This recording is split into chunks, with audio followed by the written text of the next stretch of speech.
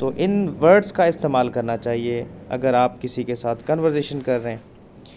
तो अगर आपको कोई कह रहा है कि भाई, या आपने उनको कहना है कि पाकिस्तान के अंदर यूथ के अंदर मुलाजमत की अहलियत को बढ़ाया जाए, तो ability of competitive skills youth के अंदर बढ़ाई जाए, तो उसके लिए वर्ड हम इस्तेमाल करते हैं एम्प्लॉयबिलिटी। तो हमने कहना है लेट्स इनहेंस। तो यहाँ तीसरा वर्ड जो लिखा हुआ ना, इनहेंस, इसका मतलब है बढ़ाना, इंक्रीज़। क्या बढ़ाना चाहिए? एम्प्लॉयबिलिटी। तो पाकिस्तान के अंदर मोर देन 60% यूथ रहता है। तो इस यूथ जो है के अंदर हमने एक मुलाजमत की अहलियत को बढ़ाना चाहिए। तो हमने कहना है पाकिस्तान या government of Pakistan should enhance employability skills among youth. तो जैसे प्रोग्राम्स होते हैं ना नेवटेक के, और जो वोकेशनल सेंटर्स में होते हैं, बच्चों को वजीफ़ा देते हैं मंथली 3,000 4,000, या नर्सिंग का भी देते हैं। तो इसके लिए वजीफ़ा वर्ड के लिए हम इस्तेमाल करते हैं स्टाइपेंड। तो अगर बच्चों को स्टाइपेंड दिया जाए मंथली तो that would be much better. तो स्टाइपेंड कहते हैं वजीफ़ा को, और इन्हांस कहते हैं बढ़ाने को, एम्प्लॉयबिलिटी कहते हैं मुलाजमत को। सो आप इन वर्ड्स का इस तरह इस्तेमाल कर सकते हैं। नंबर 4 पे आते हैं एम्पावर। वर्ड एम्पावर का मतलब होता है, ये वर्ब है, बाअख्तियार बनाना, ताकतवर बनाना। For example, let's empower women in Pakistan. तो आ जाइए, ख़वातीन को जो है बाख्तियार करें पाकिस्तान में, उनको बिज़नेस की तरफ ले आएँ, पॉलिटिक्स के अंदर ले आएँ, और बाकी तमाम तर चीज़ें जो मेल हजरात करते हैं, जैसे मेल को अख्तियारात होते हैं, इसी तरह हम फ़ीमेल की तरफ भी जो है ये चीज़ें लेकर आएँ। तो इसके लिए एक वर्ड इस्तेमाल होता है ना अक्सर, एम्पावरमेंट ऑफ वुमेन। तो ये प्रोग्राम्स जो होता है एम्पावरमेंट ऑफ वुमेन का मतलब होता है औरतों को यानी ख़वातीन को बाख्तियार बनाना। तो एम्पावर का यहाँ पे जो मतलब है ना बाख्तियार करना, तो ज़रूरी नहीं है ख़वातीन के लिए, आप किसी के लिए भी इस्तेमाल कर सकते हैं। Let's empower our youth, let's empower youngsters. तो उसके बाद नंबर है 5th, affiliated with. Word affiliated का मतलब होता है एसोसिएटेड विथ। फॉर एग्ज़ाम्पल कहते हैं कोई इदारा है, लम्स इदारा, हम कहते हैं ये लम्स इदारा जो है डाओ यूनिवर्सिटी के साथ एसोसिएटेड है, यानी उसके माध्यते उसके साथ लिंक्ड है, एसोसिएटेड है, यानी उसके साथ एफिलिएटेड है, उसके साथ मिल के काम कर रहा है। तो वर्ड एफिलिएटेड के साथ प्रीपोजिशन विथ का इस्तेमाल किया जाता है। उसके बाद दूसरा 6th वर्ड है पैट्रनेज। वर्ड पैट्रनेज का मतलब होता है सरपरस्ती। So this programme runs under the patronage of government. तो आप कह सकते हैं ये प्रोग्राम जो है गवर्नमेंट की सरपरस्ती के नीचे जो है चल रहा है, या किसी की हिमायत हासिल होना, सपोर्ट हासिल होना, उसको भी हम पैट्रनेज कहते हैं। तो सरपरस्ती का मतलब होता है स्पॉन्सरशिप। इस प्रोग्राम की या इस प्रोजेक्ट की पैट्रनेज किसको हासिल है? सरपरस्ती, स्पॉन्सरशिप किसको है? दुबई को, सऊदी को, ईरान को, पाकिस्तान को, नसीम को, अली को, वकार को, किसको? तो किसी के लिए इस्तेमाल हो सकता है। उसके बाद लास्ट वर्ड था अक्वेटेड। वर्ड अक्वेटेड का मतलब होता है रिहा करना, बरी कर देना। जैसे Imran Khan was acquitted of. तो वर्ड अक्वेटेड के साथ डान में लिखा हुआ था, आज प्रीपोजिशन ऑफ का इस्तेमाल था। तो अक्वेटेड इन भी होता है, अक्वेटेड ऑफ भी, लेकिन प्रीपोजिशन आ जाए तो अक्वेटेड ऑफ तो आपने लगाना है। तो she was acquitted of the charges, यानी वो जो चार्जेस इसके लगाई हुई थी उससे ये बरी हो चुकी है या बरी हो गई है। तो आप इस तरह भी कह सकते हैं supreme court acquitted of Imran Khan from Toshakhana case. तो बरी कर देना, आज़ाद कर देना, फ्री कर देना। तो इन वर्ड्स का इस्तेमाल इस तरह करें, डेली 10-15 वर्ड्स की प्रैक्टिस करें, you will have lot of benefit. दूसरा मैंने तरीका ये बताना है कि जो आर्टिकल होते हैं ना डान के, खास करके आज मैंने एक आर्टिकल आपके साथ छोटा सा शेयर करना है ताकि आपको वो भी समझ आ जाए। वो ज़रा देख लीजिएगा। फिर यहाँ पे है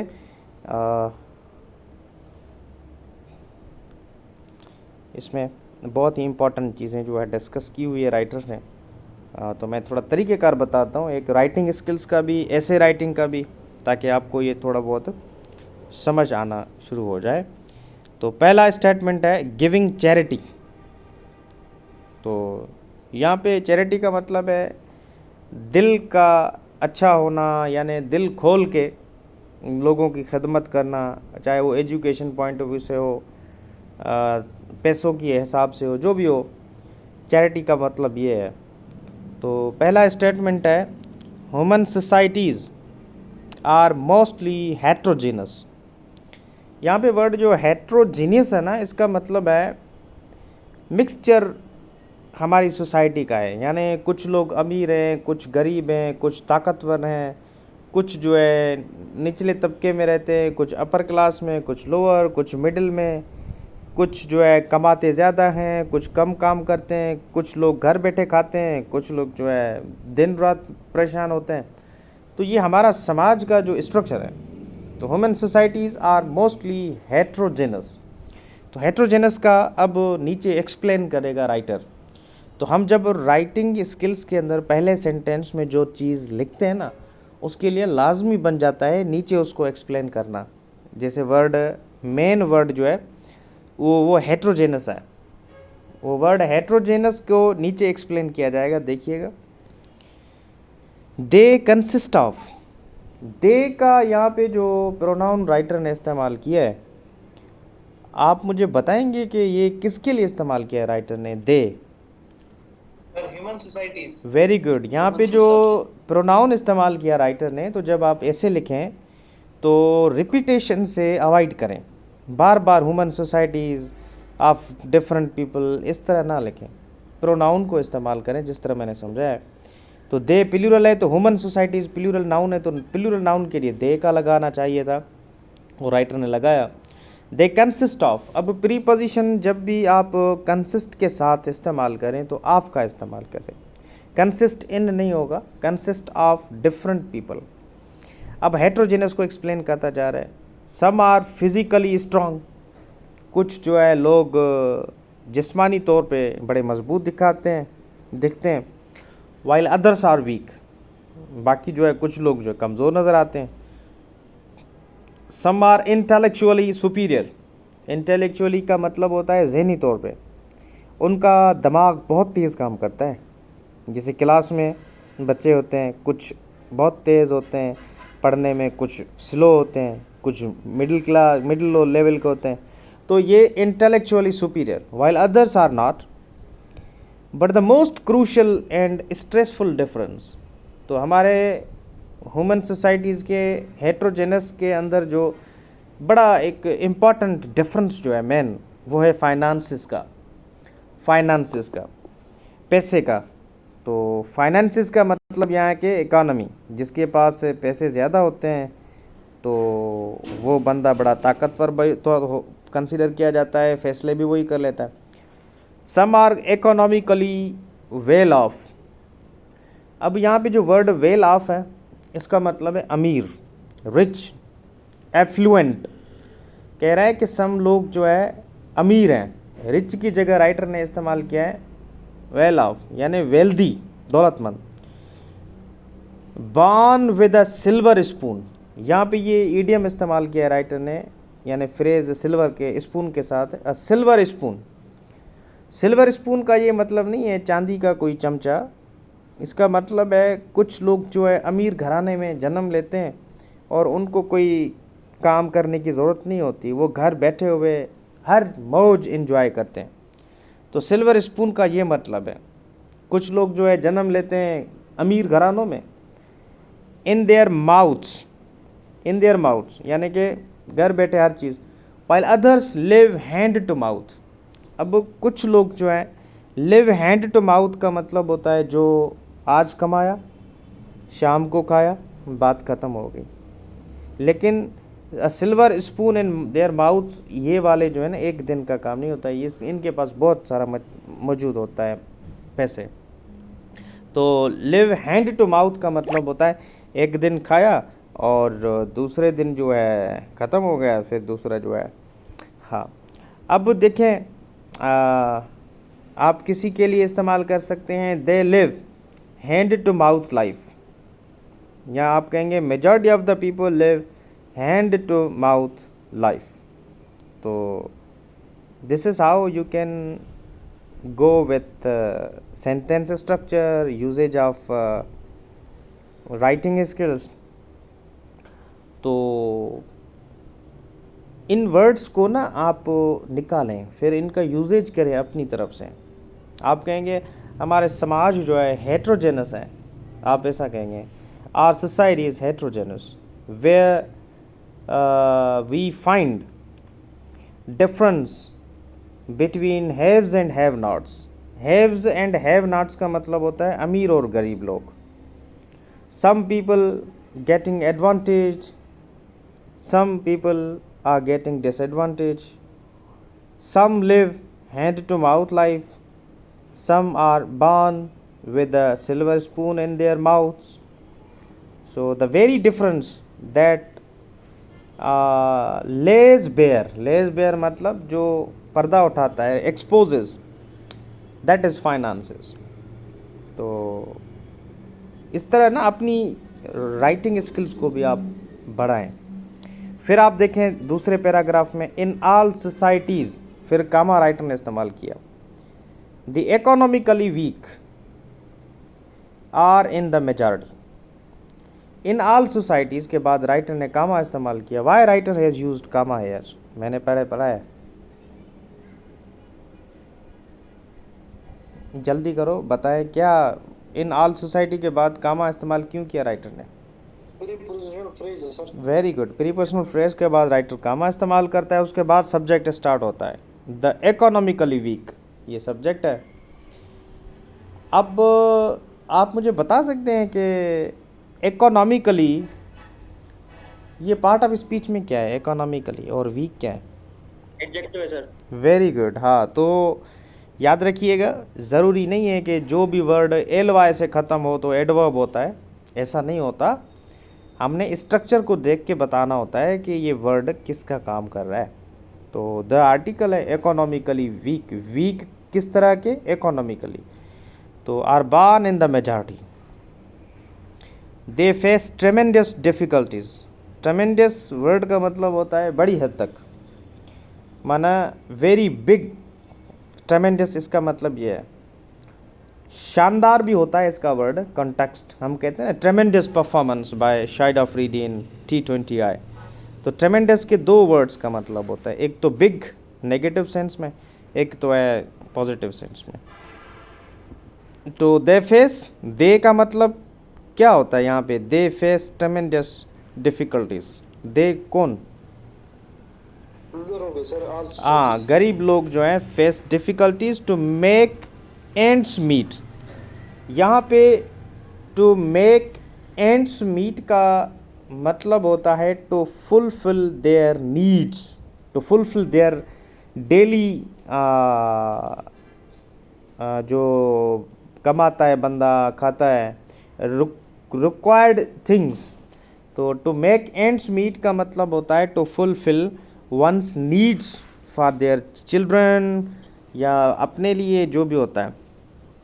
ऑफन कामा, ऑफन जो है यहाँ पे कनेक्टर है, कनेक्टर यानी ट्रांजिशनल डिवाइस है, उसके बाद comma. They are severely hit by natural and non natural calamities. तो वर्ड यहाँ पे जो कैलमिटीज़ इस्तेमाल किया राइटर ने, इसका मतलब होता है मुसीबतें, मुसीबत। कैलमिटीज़ मतलब डिज़ास्टर्स, डिस्ट्रक्शंस।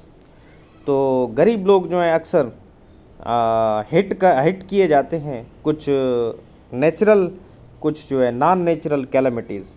कैलमिटीज़ मतलब मुसीबत, ये तो लाइक सिमिलरली अब यहाँ पे फिर से कनेक्टर राइटर ने इस्तेमाल किया कामा। कनेक्टर्स के बाद ना हमेशा कामा इस्तेमाल करके सब्जेक्ट का इस्तेमाल किया जाता है। The present covid pandemic. अब कोविड-19 पैंडमिक, वर्ड पैंडमिक का मतलब होता है ओवरऑल, यानी जिसका असर वाइड स्प्रेड हो, अनप्रेसिडेंटेड हो, यानी बड़ी हैज तक हो। तो पैन का मतलब होता है आल, डेमिक का मतलब होता है डिजीज़। वो डिजीज़ जो हर जगह पे फैली हो उसको पैंडमिक कहते हैं। तो कोविड-19 पैंडमिक हैज़, हाँ पैंडमिक मतलब वो बीमारी जो हर जगह पर मौजूद हो, has jolted all segments of society. Jolted का मतलब होता है यहाँ पे कि मतलब कहते हैं ना, जैसे अर्थक्वेक आता है तो फिर ज़मीन जोल्ट हो जाती है।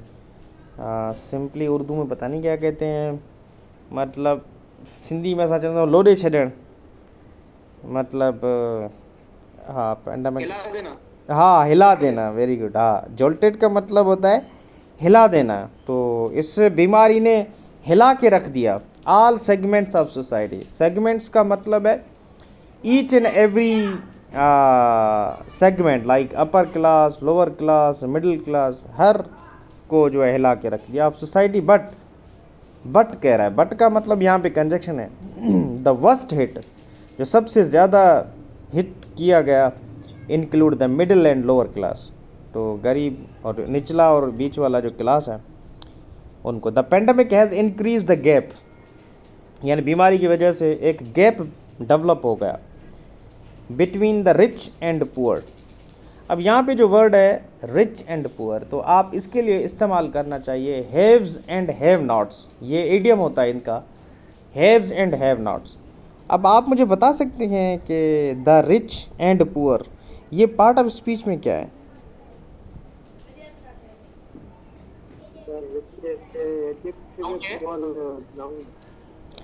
अच्छा यहाँ पे एक मैं बताऊँ, काफ़ी स्टूडेंट्स कहते हैं कि ये सर, कलेक्टिव नाउन। हाँ ये कलेक्टिव नाउन है। कलेक्टिव नाउन इसलिए है क्योंकि इसके साथ द का इस्तेमाल हुआ, राइटर ने इस्तेमाल। द रिच का मतलब होता है ओवरऑल पूरी दुनिया के रिच जो हैं उनके, और तमाम तर दुनिया के जो गरीब है, गरीब लोग जो हैं उनके बीच में जो है ना वो डिफरेंस क्रिएट किया, गैप आ गया। And added a new layer to socio economic vulnerabilities. Added a new layer to economic vulnerability. तो वल्नरेबिलिटीज़ का मतलब क्या है, मैंने कल पढ़ा है आपको। वीकनेस। वेरी गुड, हाँ। और इसी तरह एक वर्ड इस्तेमाल किया है प्रोलॉन्ग्ड लॉकडाउन्स। प्रोलॉन्ग्ड का मतलब होता है तवील अरसे तक लॉकडाउन्स लगे गए। और उसके देखें many workers engaged in informal and non-formal business sectors have lost their livelihoods। Livelihood का मतलब होता है तमाम तर गरीब सेक्टर्स ने अपनी रोज़ी रोटी जो है वो उनकी तबाह हो गई ड्यू टू प्रोलॉन्ग्ड लॉकडाउन्स, यानी तवील अरसे तक जो ये लॉकडाउन्स लगे गए। Earnings, very good. लाइवलीहुड्स का मतलब है अर्निंग्स, रोज़ी रोटी का। इन सिटीज़ लॉकडाउन्स ने, they have fallen in the poverty trap. अब यहाँ पे जो वर्ड फॉलन इन है मतलब है वो गुर्बत की जार में जो है ना, जाल में वो फंस गए। And become more marginalised. यहाँ पे जो वर्ड मार्जिनलाइज्ड है, मोर हिटेड, यानी उनको बड़ा नुकसान हुआ। और therefore they need immediate relief and financial aid. यहाँ पे जो एड वर्ड है ना, इसका मतलब होता है असिस्टेंस, मदद चाहिए उनको एक मुआशी तौर पे, from the government and also from well of people. तो वेल ऑफ पीपल मतलब क्या बताएंगे आप? वेल ऑफ माना हाँ अमीर लोग जो है ना। तो उसके बाद नीचे एक पैराग्राफ है, इस्लाम हैज़ एम्फसाइज्ड, इस्लाम ने एक ताकीद किया है, यानी फोर्सफुली कहा है, the concept of giving charity, charity देने का जो इस्लाम में जो कंसिडर किया गया, charity must not be doled out in an insulting manner. अब डोल्ड आउट, यहाँ पे ये राइटर ने फ्रेज़ इस्तेमाल किया, तो काफ़ी स्टूडेंट्स को पता नहीं होगा डोल्ड आउट का मतलब क्या है।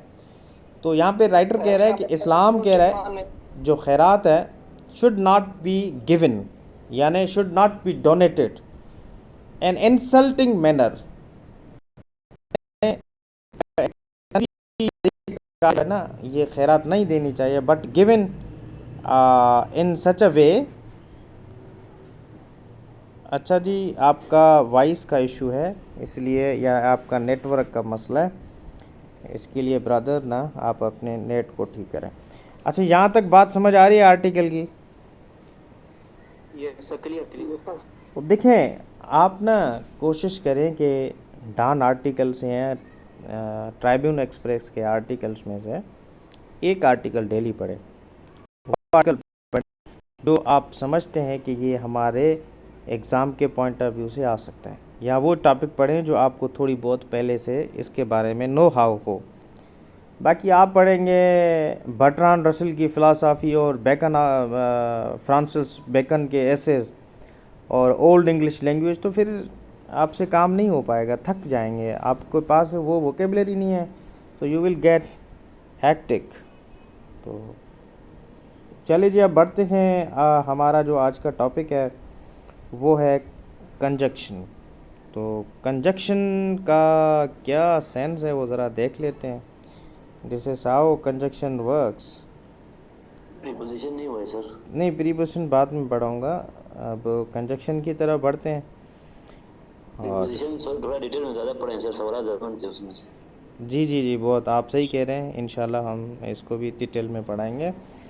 अच्छा, अब पढ़ते हैं आज कंजक्शन, और उस कंजक्शन को हम करते हैं पोस्टमार्टम, और उसके बाद एक्सरसाइज करते हैं कंजक्शन की।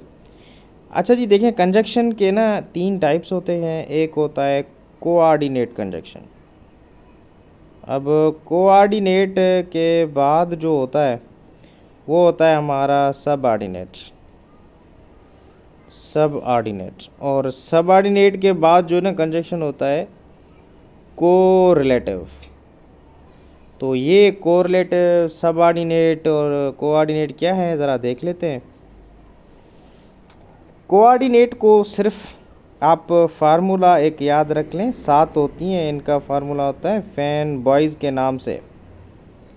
तो सिर्फ याद रख लें, एफ का मतलब होता है फार, और ए का मतलब होता है एंड, और एन का मतलब होता है नार, और बी का मतलब होता है बट, और ओ का मतलब होता है आर, और वाई का मतलब होता है येट, और एस का मतलब होता है सो। तो ये 7 कंजक्शन होती है, इनका नाम होता है कोऑर्डिनेट। और याद रखिएगा कि कंजक्शन का काम क्या होता है। कंजक्शन का काम जोड़ना होता है, यानी इट जॉइंट्स। अब ये जॉइंट्स किसको? वर्ड्स को जोड़ता है, सेंटेंसेस को आपस में जोड़ता है, क्लासेस को आपस में जोड़ता है। तो वो एग्जांपल के साथ हम देखेंगे कनेक्शन लगा के, और हर कंजक्शन का यूजेज अलग से होता है। तो फार का कंजक्शन अलग से इस्तेमाल किया जाता है, ये रीज़न के लिए इस्तेमाल होता है फार। एंड जो है एडिशन के लिए होता है, यानी 2 सिमिलर आइडियाज़ जब ऐड होते हैं या 2 सेंटेंसेस, तो उसके लिए। नार जो है नेगेटिव के लिए, बट कंट्रास्ट के लिए इस्तेमाल होता है, वो हम करेंगे। आर जो है चॉइस के लिए इस्तेमाल होता है। येट जो है यानी वो अपोजिट कंट्रास्ट के लिए इस्तेमाल होता है येट। सो जो है रीज़न के लिए होता है। अब आते हैं सबऑर्डिनेट कंजक्शन की तरफ। सबऑर्डिनेट कौन से होते हैं? सबऑर्डिनेट जैसे हमने कहा इफ़, बिकॉज, और आफ्टर, सिंस, बिफोर, अब which, दैट, whom, ये जो रिलेटिव प्रोनाउंस होते हैं वो भी इसी कैटेगरी के अंदर आ जाते हैं। अल्दो और वाइल, ये वो कंजक्शन है जो सबऑर्डिनेट कैटेगरी के अंदर आते हैं। तो सबऑर्डिनेट कैटेगरी का काम क्या होता है वो भी आपको बता देता हूँ। देयरफॉर भी आ जाता है ना इसमें। वो देयर फोर भी आ जाता है, लेकिन वो किसी और कैटेगरी के अंदर आता है। देयर फोर जो है हम इस्तेमाल करते हैं कंपाउंड सेंटेंस के अंदर। चलो वो बता देता हूँ, एक ज़रा वेट करिएगा। सर उसके सर बाद जी, कंपाउंड कंजंक्शन भी सबऑर्डिनेट में आते हैं। नहीं वो कंपाउंड अलग से होते हैं। जैसे आपने कहा ना therefore, whosoever, in order that ये जो होते हैं ना ये आ जाते हैं कंपाउंड कंजक्शन के अंदर। हूसोएवर यानी दो वर्ड्स का मिला होता है ना वो, हु और सो एवर के साथ जो है देयर फोर, ठीक है। हाँ हाँ बिल्कुल बिल्कुल, वो उसी में आ जाते हैं। अच्छा जी, उसके बाद है हमारा जो है कोरिलेटिव कंजक्शन। अच्छा आवाज़ बंद रखें प्लीज़। अब कोरिलेटिव कंजक्शन क्या होता है? को का मतलब होता है दो, रिलेटिव का मतलब होता है जुड़े हुए, यानी दो पेयर के साथ जुड़े होते हैं ये। तो जिस तरह नाइदर के साथ इस्तेमाल होता है पेयर नॉर, और ये अक्सर इम्तिहान में पूछा जाता है, याद रखिएगा बड़े गौर के साथ। आइदर के साथ है आर, और नॉट ओनली के साथ आता है बट आल्सो। तो ये होते हैं क्या? Correlative conjunction. और बोथ के साथ आता है एंड, ठीक है। ये जो होते हैं ना ये होते हैं आपके कोरिलेटिव कंजक्शन। को मतलब दो, रिलेटिव मतलब दो पेयर के जुड़े होते हैं। तो नाइदर के साथ पेयर नार, आइदर के साथ आर, नॉट ओनली के साथ बट आल्सो, बोथ के साथ एंड आता है। अब बात आती है मेन, अब वो आता है कंपाउंड कंजक्शन के अंदर। वो आता है, वो मैं उस सेंटेंसेस के अंदर बता देता हूँ कि अब क्या होगा। कि याद रखिएगा जब भी दो सेंटेंसेस या दो क्लासेस अगर वो कोऑर्डिनेट कंजक्शन के साथ जुड़े होते हैं ना, याद रखिएगा वो सेंटेंस कंपाउंड कहलाता है। बस आपने आंखें बंद करके लिख देना है कि this is a compound sentence, कोई इधर उधर बात करने की ज़रूरत नहीं है। तो जब कोऑर्डिनेट कंजक्शन दो क्लासेस को आपस में जोड़े तो कंपाउंड सेंटेंस बन जाता है। उसके बाद अगर सबऑर्डिनेट कंजक्शन अगर कहें कि सबऑर्डिनेट कंजक्शन क्लासेस को आपस में जोड़े तो फिर क्या होगा? तो आपने कह वो सेंटेंस कहलाता है अपने आप को, वो कॉम्प्लेक्स सेंटेंस कहलाता है। वो कैसे, वो भी हम डिस्कस करेंगे। और ये जो कोरिलेटिव कंजक्शन है, कोरिलेटिव, ये भी जो है ना कंपाउंड सेंटेंस कहलाता है। और जो कंपाउंड कंजक्शन होती है ना, हूसोएवर, देयरफॉर, वो भी कंपाउंड कैटेगरी के अंदर आ जाता है। कंपाउंड कंपाउंड सेंटेंस कहलाते हैं क्योंकि और बट और एंड का जो है ना कनेक्शन साथ में जुड़ा होता है। तो इस वजह से हम इनको भी कहते हैं कंपाउंड सेंटेंस। तो अगर आपसे इस तरह का कोई स्टेटमेंट पूछा जाए, for example, Ali is not only clever but also talented. तो अगर आपसे ये पूछा जाए कि ये कौन सा सेंटेंस है, सिंपल है, कंपाउंड है, कॉम्प्लेक्स है, तो आपने क्या कहना है? कंपाउंड है सर। वेरी गुड, वो बस फ़ौरन कह देना ये कंपाउंड है, क्योंकि नॉट ओनली बट आल्सो का यूज़ हुआ है। तो ये दो वर्ब्स हैं, दो सब्जेक्ट हैं, या एक ही सब्जेक्ट है लेकिन दो पार्ट में डिवाइडेड है क्लासेस के अंदर। तो this is how you can go through these correlative conjunctions. और ज़रूरी नहीं है कि सिर्फ क्लासेस को ही जोड़ता है कंजक्शन, दो सेंटेंसेस को भी जोड़ता है, दो वर्ड्स को भी जोड़ता है। जैसे I visited both Ali and Asif, तो अली एंड आसिफ, बोथ जो है कंजक्शन है, correlative. Both Ali and Asif दो नाउन है, अब दो नाउन को जोड़ा है ना बोथ और एंड ने, अली एंड आसिफ।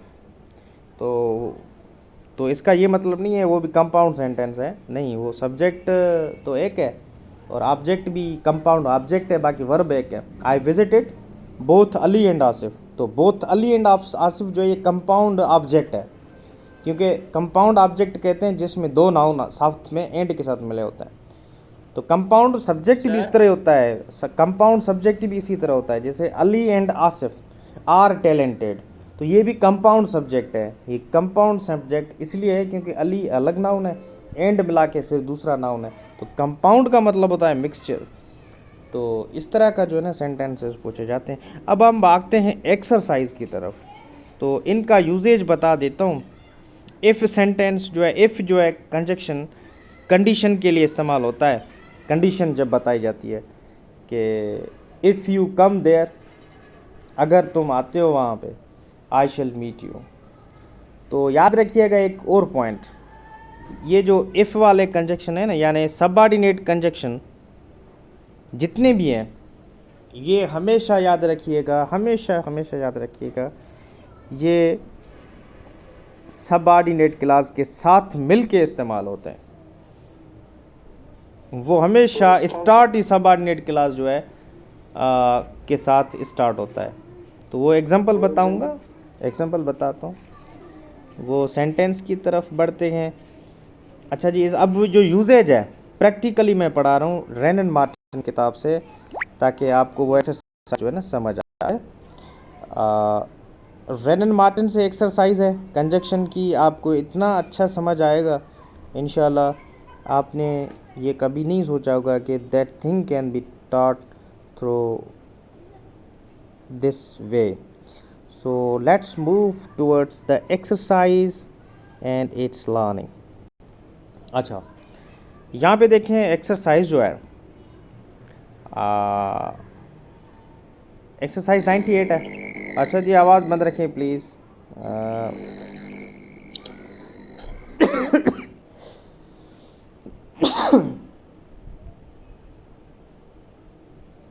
अच्छा जी, अब बढ़ते हैं कि रेनन मार्टिन के जो है एक्सरसाइज नंबर 98 पे पहला सेंटेंस, यानी ये सेंटेंसेस हैं अलग से। तो राइटर कह रहा है कि इन सेंटेंसेस को पेयर में जोड़ के कंजक्शन का इस्तेमाल करें। तो join each pair of following sentences by means of a suitable conjunction, such changes are necessary. For example, पहला सेंटेंस है माई ब्रदर इज़ वेल। अच्छा जी, अपनी फारूक भाई, अपने मोहम्मद फारूक, आपको शायद रिमूव करना पड़ेगा।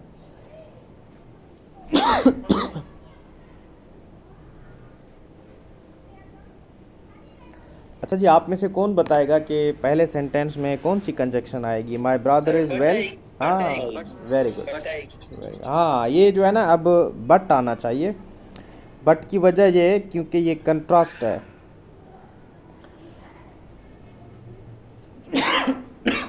अच्छा, कंट्रास्ट क्यों है? कंट्रास्ट इसलिए है क्योंकि पहले सेंटेंस में भाई जो है ठीक है, लेकिन दूसरे सेंटेंस में वो बीमार है, उसकी सिस्टर। तो ठीक और ना ठीक होना, ये जो है एक कंट्रास्ट है सेंटेंस में। तो वी मस्ट से बट का इस्तेमाल होना चाहिए, क्योंकि contrast always takes but preposition, but conjunction. अच्छा, उसके बाद जो है नंबर 2 सर एंड आएगा। Very good. नंबर 3 में क्या आएगा, कौन बताएगा मुझे? अंटिल सर, अल्तो आएगा, अल्तो आएगा। वेरी गुड, अल्दो आएगा, although. He did not succeed, ये कामयाब नहीं हुआ, जबकि ही वर्कड हार्ड। यहाँ पे सबऑर्डिनेट कंजक्शन इस्तेमाल किया राइटर ने। तो आप मुझे बताएंगे कि पहले दो सेंटेंसेस किस कैटेगरी के अंदर आते हैं, कंपाउंड में या कॉम्प्लेक्स में आते हैं? कंपाउंड। वेरी गुड, वो कंपाउंड में आते हैं। और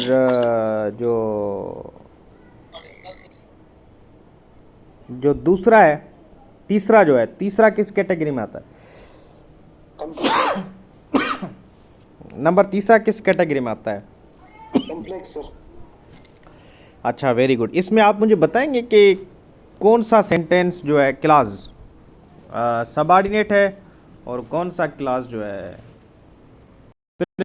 यानी डिपेंडेंट क्लास नहीं, डिपेंडेंट क्लास है। फर्स्ट सर इंडिपेंडेंट है। हाँ, वेरी गुड। कैसे पता चला आपको ये डिपेंडेंट क्लास है? because it rely on other class.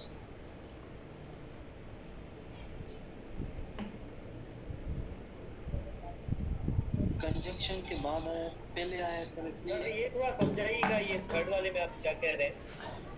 क्या समझाऊं? तो कॉम्प्लेक्स क्यों है और डिपेंडेंट इंडिपेंडेंट क्लॉज क्या है? नहीं, वो हम सेंटेंस स्ट्रक्चर में पढ़ेंगे। वो लेक्चर मैंने नहीं दिया अभी तक, मैंने एडवांस में बता दिया ताकि थोड़ा बहुत आपका माइंड बन जाए, आपको पता हो कि कॉम्प्लेक्स कंपाउंड ये कंडीशंस भी होती हैं। हाँ, उसके बाद नंबर 4, एहसान played well, Akbar played well. But also तो आपने इसमें इस्तेमाल करना है बोथ और एंड। तो बोथ एहसान एंड अकबर प्लेड वेल। तो यहाँ आपने दो सेंटेंसेस को एक सेंटेंस के अंदर जो है जोड़ दिया, मर्ज कर दिया, यानी बोथ। सर बट आल्सो भी तो आ सकता है ना? हाँ, वो भी लगाएंगे आप कहेंगे नॉट ओनली एहसान played well but also Akbar. तो इस तरह भी हो सकता है। तो लेकिन आपने हमने इतना कॉम्प्लेक्स नहीं बनाना है, बस बात को जो है क्लियर करके बताना है। तो प्लेड दोनों सेंटेंसेस में एक वर्ब इस्तेमाल करना है। तो वेल दो हैं तो एक इस्तेमाल करना है। तो number 5, I honour him dash he is a brave man. हाँ, बिकॉज इस्तेमाल होगा, बिकॉज क्योंकि आप रीज़न बता रहे हैं। मैं इसको रेस्पेक्ट देता हूँ या इज़्ज़त देता हूँ, डिग्निटी देता हूँ, बिकॉज ये बहादुर शख्स है। सबऑर्डिनेट कंजक्शन आएगा। तो you may go, but I will stay. हाँ वेरी गुड, बट इस्तेमाल होना चाहिए। गो और यानी जाओ और मैं जाऊँ, यानी कंट्रास्ट है। Zahid reads for prayer, Abid reads for profit. But क्या होना चाहिए? बट होना चाहिए। ये दो आइडियाज क्लैश के अंदर है ना। Number 8, we decided to set out, it was late. But it was late. But हाँ, इसमें जो है ना बिकॉज आना चाहिए, बिकॉज। अब देखें, we decided to set out, हमने डिसाइड कर दिया कि स्टार्ट करना। सेट आउट मतलब टू स्टार्ट। बिकॉज क्योंकि इट वाज लेट, क्योंकि ये लेट हो चुका था। दो भी आएगा ना सर? हाँ, अल्दो इट वाज लेट। तो ये दो कंजक्शन भी आ जाती हैं, ये रेनन मार्टिन की एक्सरसाइज है। Number 9, he was poor, he was honest. He was yet.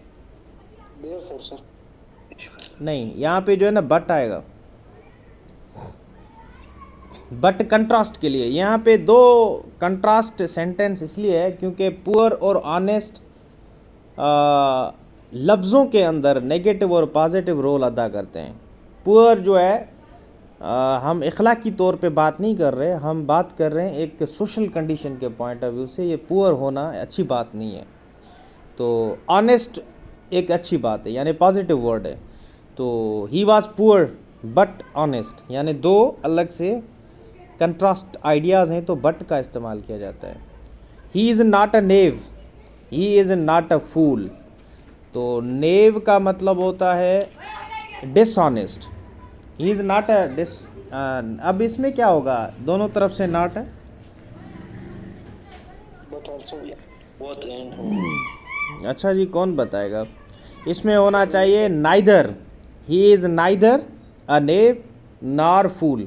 no. हाँ, नाइदर नार का इस्तेमाल होगा। तो नॉट ओनली बट आल्सो भी इस्तेमाल हो सकता है। He is not only a knave but also a fool, ये भी इस्तेमाल हो सकता है। It's not a big issue. We love Tommy, he is a faithful dog, because. Because हाँ, Shoaib made 12 runs. Dash he was caught at the wicket. Yet. Before इस्तेमाल होना चाहिए. Before he was caught at the. अच्छा. Are you getting me properly right now? Yes, sir. तो ये रेनन Martin की exercise है. मैं कोई अपनी तरफ से नहीं पढ़ा रहा. और रेनन मार्टिन की एक्सरसाइज करने आंसर की नहीं होती है इसकी। इसकी आंसर की होती है तकरीबन 500 रुपये की आपको मिलेगी. वो किताब जो है बुक शॉप से मिल जाएगा. नंबर 13 देखें. He is rich. Wren and Martin primary वाली है, उसकी आंसर की नहीं मिल रही सर, बहुत छोटी है। हाँ, वो इसलिए नहीं मिल रही क्योंकि अब जब आप रेनन मार्टिन पढ़ेंगे ना किताब और प्राइमरी वाला, अब आपको अच्छे तरीके से समझ आ जाएगा. एक्सरसाइज आप खुद ही कर लेंगे. जो टॉपिक्स मैंने पढ़ाई हैं वो आप ज़रा देख लीजिएगा.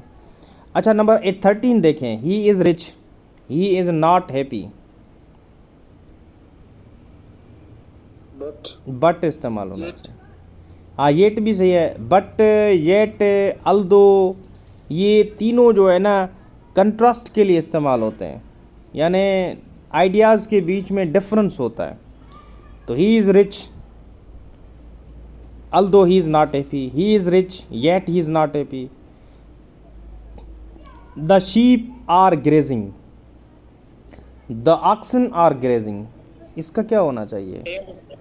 एंड होगा. आपने कहना है both the sheep and oxen are grazing. तो एक याद रखिएगा, ox का प्लूरल होता है oxen.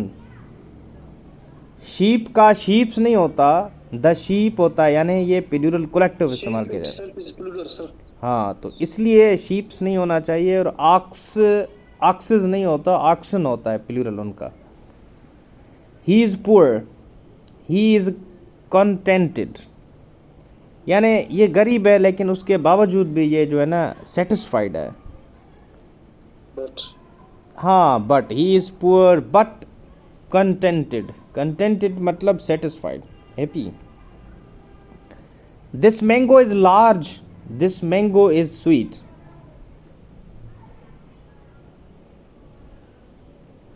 This mango is large and sweet. My brother, number 17 देखें. My brother was not there. My sister was not there. तो इसमें क्या होगा? My brother and sister was not there. नहीं, नॉट देयर नहीं, इज नॉट नहीं, neither इस्तेमाल होगा. दोनों तरफ से ना करिए ना, नॉट है. Neither my brother nor my sister was there. तो नाइदर इस्तेमाल होना चाहिए. तो नाइदर इस्तेमाल होगा. The boy is here. The girl is here. तो क्या होगा यहाँ पे? And very good. The boy is here and the girl is. तो आपने बोथ का इस्तेमाल. Both the boy and girl are here. Both girl and are here. ठीक है. the boy as well as girl. हाँ, ये भी सही है. तो ये भी सही है. सर दी का लाजमी यूज करना है. अगर कह दे both boys and girls are there. Both boys and girls. उन बॉयज़ तो प्लूरल नहीं है ना यहाँ पे. द बॉय एक सिंगुलर नाउन है. Okay sir. अच्छा जी, यहाँ पे ना कोई भी सेंटेंस उठा के देखें, आपको मुश्किल नहीं लगेगा. I hope so. बस थोड़ा सा आपने बस ये चीज़ करनी है. मैं आपको नोट्स दे रहा हूँ यूजेज का, इनका, कि नाइदर कहाँ होता है, बिफोर कहाँ होता है, बिकॉज क्यों होता है, येट क्यों होता है, इसकी वजह क्या है. एक छोटे छोटे सेंटेंसेस के अंदर, जुमले के अंदर. सॉल्व करो 40 वाला. Number 40. He went out. The train stop. But क्या होगा? He went out. Sir when होगा? नहीं, बिफोर होगा. He went out before the train stop.